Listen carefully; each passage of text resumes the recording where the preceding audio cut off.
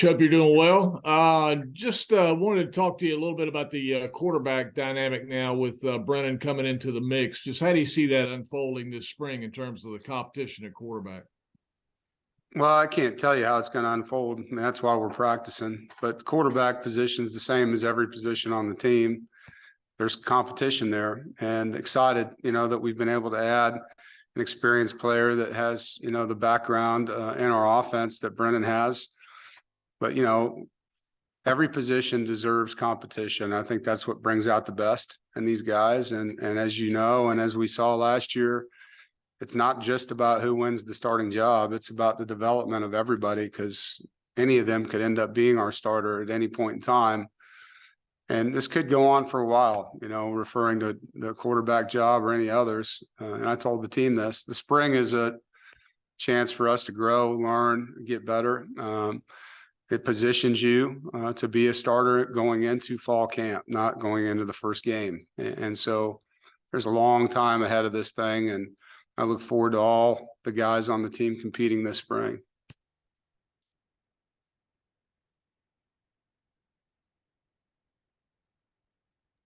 Gibby? Yeah, Dave, you lost some really good linebackers, some generational linebackers, but you got some guys coming back that have waited their turn, have bided their time, and that's kind of unusual in this day and age in college football. How proud of you are those guys for sticking around and now here their chance is to shine this year? Yeah, no, you're right. It's losing Drake and Isaiah, two guys that have played a ton of football. Devon Betty is waited his time behind Zay, has been a really good teammate. Jalen Scott, same thing. But behind them, I know there's competition for these spots. It's nothing's going to be handed to them either. It's no different than the quarterback position. And Caden Fordham and Jordan Poole are two guys that look really good in the offseason program, and I'm excited to see them. Jalen Parker, another young man that's really changed his body, and they've been here now 2 years, helped us on special teams. And so it'll be exciting, at that position group competitively. And, again, it's going to take some time. You need to get these guys into a lot of reps so that you can see, where they're at. But you're right about guys not waiting around anymore. It's been unique here in a couple different. Last year, Jordan Houston was that guy that waited his turn behind Bam and Ricky, and so it's unique. I think it speaks to the culture of our program that guys are willing to do that and continue to develop and grow and find other ways to help us win until it's their time. And, this offseason's been fun, to see those guys step up and have a bigger voice, with the absence of Drake and Isaiah's. David. Hey, Dave. I wanted to ask you a little bit about Zach Myers. I know you guys, were one of the first to really find him and recruit him. What was it about him that you felt fit so well with your program from a mentality wise? And what is it about just kind of his personality that you were so drawn to? Christ School has been good to us now. Aiden White obviously came to us from there. And so once you get someone from any program, it leads you into not a pipeline, but just a little bit more info, on the upcoming players. And found out about Zach. He's a guy that plays both sides of the ball, had offers on both sides of the ball, very versatile athlete, can play multiple spots in the secondary, has really good ball skills, catching the ball on offense, has the body type, the measurables that we look for.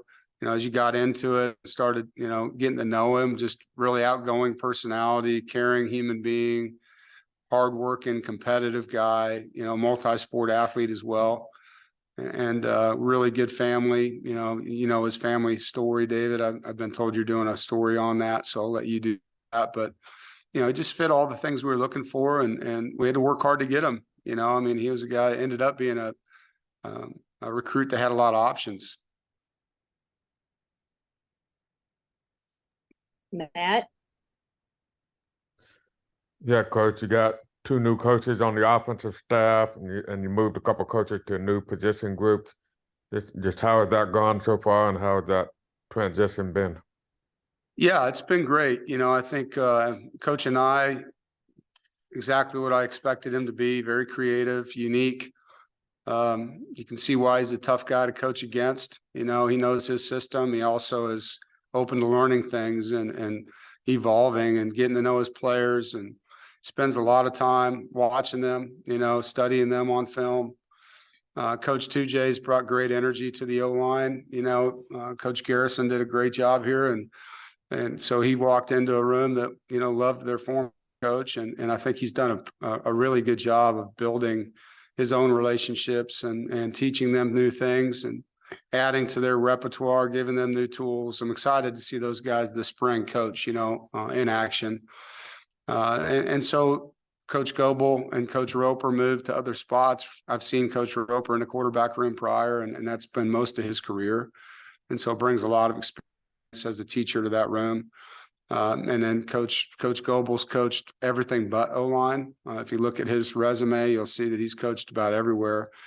And being on special teams, he's got really good relationships already with our running backs. You know, he's coached those guys in that area for their entire career. So he'll bring a lot of toughness to that group. I know that he'll be demanding. I'm excited to see what he can do, you know, to help those guys continue to grow. He's a really good motivator. And so time will tell, but, you know, all the signs are pointing in a good direction here. And the unity of that staff has been excellent. JC? You know, a lot of attention sometimes goes with transfers and recruits, but do you look at it as Peyton Wilson might be your biggest offseason recruit? Yeah, I mean, anytime you get a guy back that has that kind of experience on your team, and we had a bunch of those last year, you know, it means a lot. And Peyton's grown up so much as a person and a leader.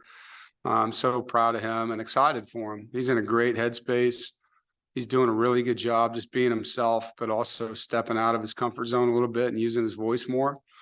And I would have told you 4 years ago, it's probably his biggest fear is public speaking. You know, just seeing him now get in front of the team and talk when he needs to.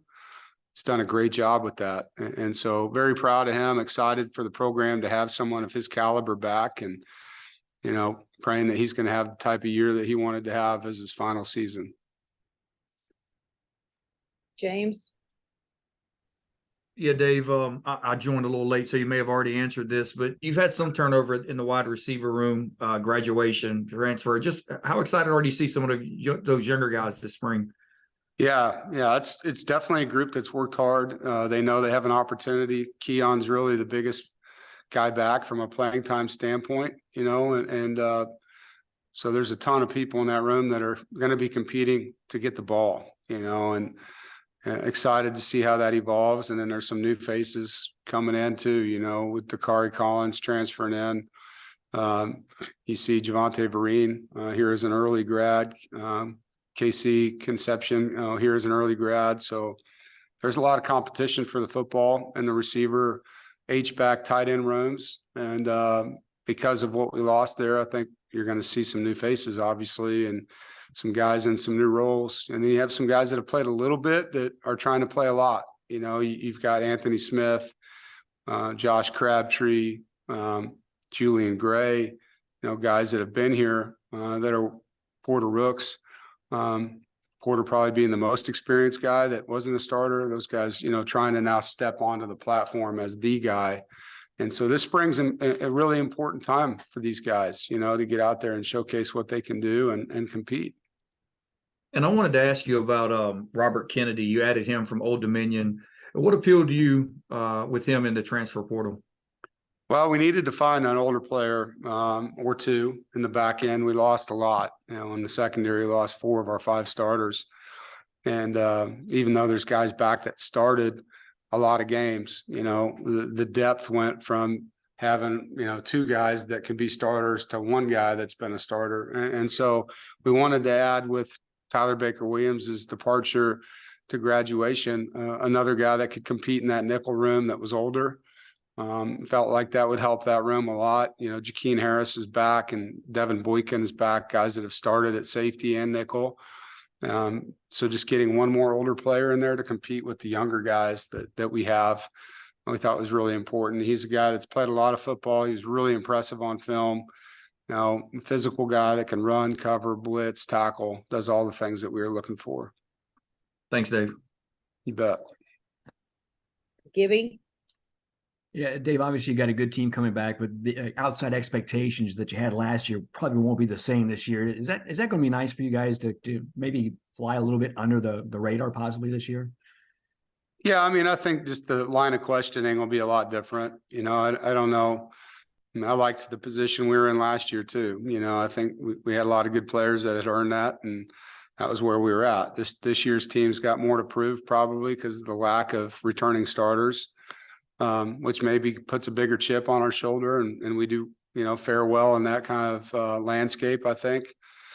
But, this is a team that wants to prove themselves, no different than last year's team. I think last year we knew we were up against expectations and probably complacency. This year we've got to outkick kind of where people are putting us, and I think that's what's fun about this is just getting a chance to go out there and compete and prove who we are. Does it change how you guys coach in any way? Not really how we coach. It definitely changes conversations. I mean, you're going to be talking about different things. We don't have 21 starters back, so we're talking about a lot of different things in that room. And in our case, we got 40 some new faces by the time we start in August. We're talking about a lot of different things than last year when it comes to just the team chemistry and getting this thing to gel. And one final question, Dave, you had some great leaders last year. Who might step up and be one of your more vocal leaders this year? Well, that's what we're excited to see. I think the offseason program guys stepped up. Peyton's obviously going to be one of them. Dylan McMahon, guy that played a lot of football for us. Tim McKay's played a lot of football for us. Those are guys. Keon Lassane, played a lot of football, receiver. Jakeem Harris and Devin Boykin in the secondary, Shy Battle in the secondary. So guys with returning experience. And then there's guys that are by the end of the spring may earn jobs that have a voice on our team. And Betty being one of those guys has got a big voice, but he's got to win that job to have that voice carry the way he wants it to. And so, we got to let competition and time play out a little bit before we know the complete answer to that question. James. Yeah, Dave, you mentioned Dylan McMahon. Obviously, you've had him at the center now a couple games, and you've had success at that position. How do you view him long term at that position? Well, I think we recruited him to be our center, and because of Gibby, he ended up being our guard. And with Gibby's departure, Grant Gibson, I'm talking about. Dylan now is inserted into the spot we recruited him to play. He's a natural center. He's very good at that position.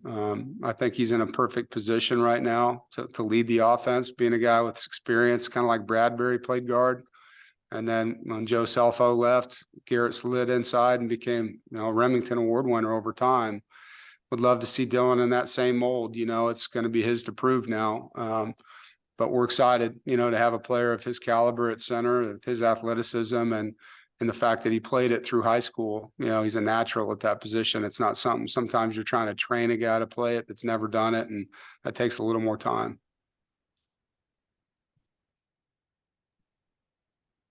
Chip. Yeah, Coach, we've had a chance, obviously, to be around MJ and Ben Finley these last years. Kind of got to know them a little bit, but don't know a lot about Brennan. And can you tell us a little bit about the young man you've gotten to know and just what your thoughts about him? Well, it's a great room. I think Ben and MJ, great personalities, great team guys. Fun watching them grow up over the last 12 months, both of them, and excited about the way that they're carrying themselves and look forward to watching them both this spring and in the future. Brennan's a competitor. He's tough, small town guy, very blue collar, hardworking, ultra competitive. And the team runs all these competitions we do. He thrived. He loves to compete. You see that. He's quiet in how he goes about his business, but he's not quiet in how he works. He's a really hardworking guy that's got, a very consistent way about himself. He's the same every day is what we've seen, just ultra competitive, treats people with respect. I think he's quiet in how he talks to people, but he's earned the respect of the guys around him already. It's fun having someone that knows the offense, as a player, because he's been very helpful, going around with the other players. You can see he likes to serve others that way. Does anyone have anything else? All right, Coach,